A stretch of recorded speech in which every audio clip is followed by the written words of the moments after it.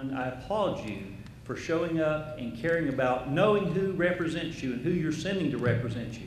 I'm John Gay. I'm proud husband of Lisa Gay back there, who's president of the Texas Auctioneers Association. Thank you, Lisa. I'm a veteran of the U.S. Coast Guard.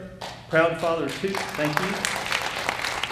Proud father of two grown children. My daughter recently told us she's accepted a call into the mission field. My son is on his second deployment in the war zone, and I'm very proud of him. I'm a graduate, 1998 graduate, class of 98, Texas A&M University. I have a BS in industrial distribution, and I'm running for the people of this district. I keep hearing that they feel like they're not effectively being represented. I'm running for the people, and I want to go to Washington and be a firewall against the gates of hell that I see being unleashed on us. Thank you. All right, thank you, Mr. Gay. Now we turn to Congressman Ron Paul. Thank you, and I appreciate being here today. I am a physician from I'm sorry? I am a physician from Lake Jackson. My wife is with me.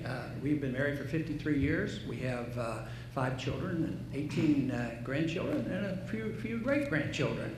But I practiced medicine off and on in Lake Jackson for 30 years, delivered 4,000 babies. But in the 1970s, I got pretty worried about the trends I saw, and I believed at that time that it would lead to a financial disaster, and I ran for Congress.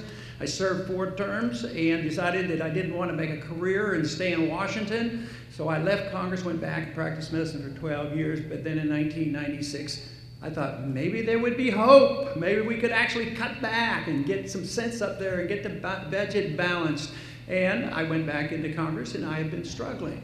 And right now, I think the country is coming around, and they're getting ready. Thank goodness for the Tea Party movement. The people are waking up, and Washington hopefully will get the message.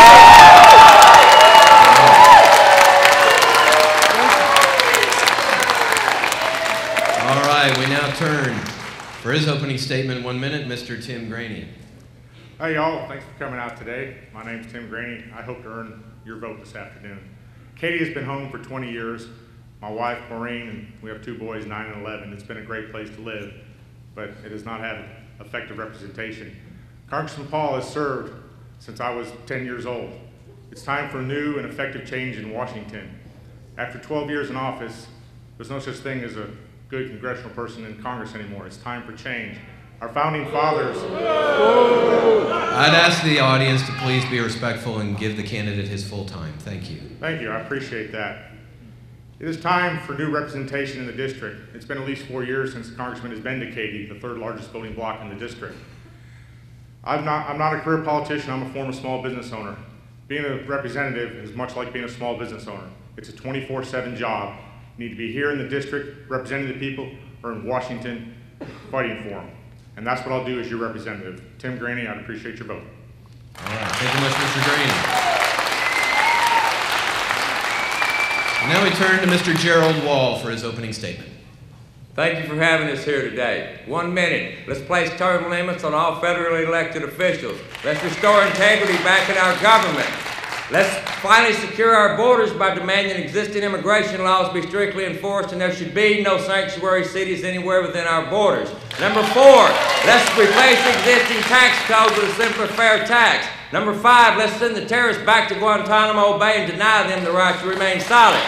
Number 6, instead of turning our back on our only friend and ally in the Middle East, let's stand with Israel in their fight against Muslim extremists who seek their destruction. And let's break the stranglehold these radical environmentalists have had on our energy, manufacturing, and agricultural sectors, thereby creating millions of high-paying private sector jobs. Smaller, less intrusive government, free markets, and a strong national defense. That's the mandate of a limited federal government, and that's where we should be focusing our attention in this next election. Thank you.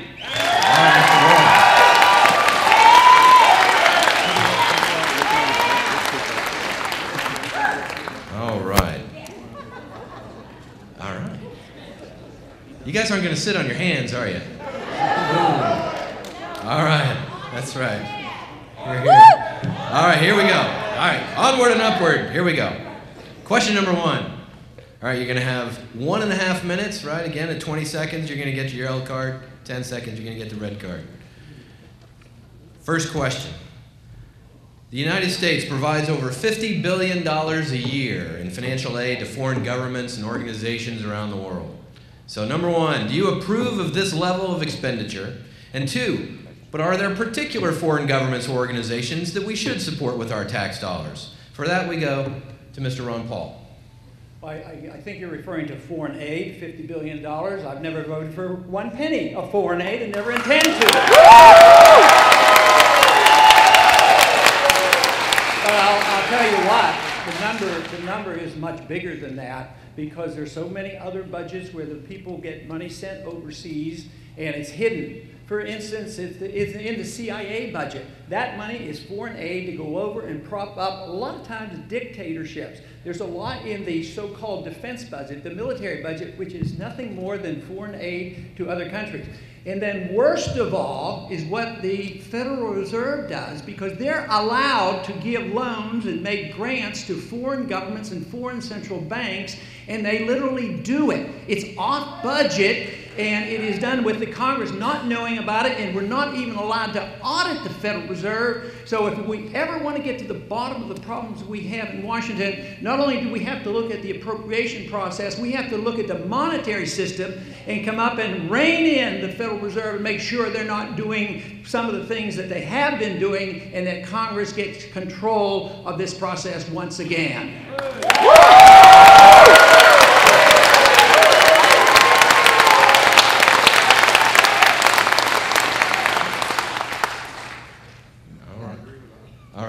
And we're going to turn, and let me just say, sorry, Mr. Graney, let me interrupt, that as I'm assuming that the candidates love that when they say something and you really love it, that you're applauding and cheering, etc. But what that essentially though does, because if everybody applauded every time they heard something they liked and stuck with it, it's going to take a real long time. So the candidate has 1.5 minutes. The candidate has 1.5 minutes. All right.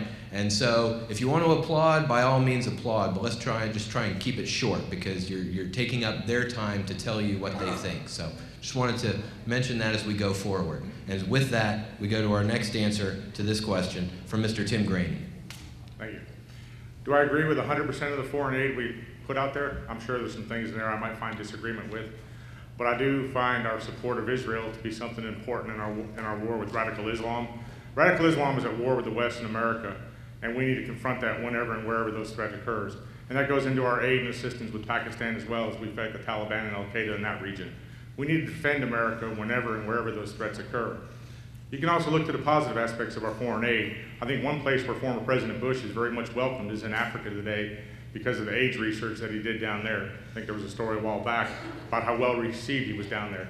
Someday I believe that'll pay dividends, not only in Africa, but here in America as AIDS research is continued. You know, sometimes when we do it for humanitarian reasons, I think it's the right thing to do as humans and that we live here all together.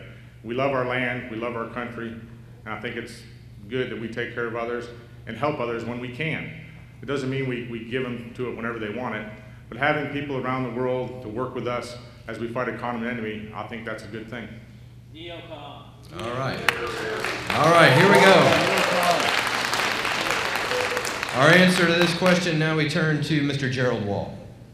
Do we spend too much money on foreign aid? You bet we do. Should we ever spend a dime? We absolutely should. There are certain friends of ours and allies around this world that we should lock arms with, Israel being one of them. Should we keep sending money to a lot of these organizations and these Muslim terrorists who don't like us very well? Absolutely not. 88% of all people in the United Nations vote against us. We should not be supporting and funding these people. We send way too much money through the United Nations, but we have certain organizations that we should lock arms with. I can remind all of you that we won our freedom from this country by our allies with France, who helped us defeat the British and secure our freedoms. Sometimes you have to have alliances around the world. Isolationism has never worked in history and it will not work this time. Thank you. All right.